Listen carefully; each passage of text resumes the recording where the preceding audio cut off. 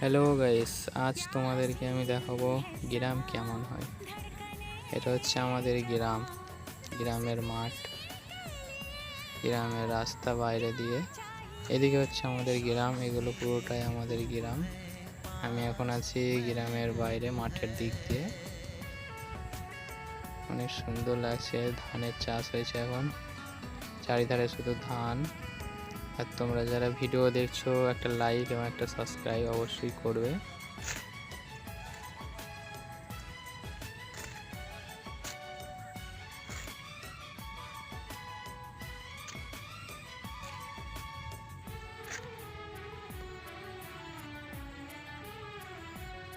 चांद की चांदनी आसमां की परी शायरों के लिए तू है एक शायरी।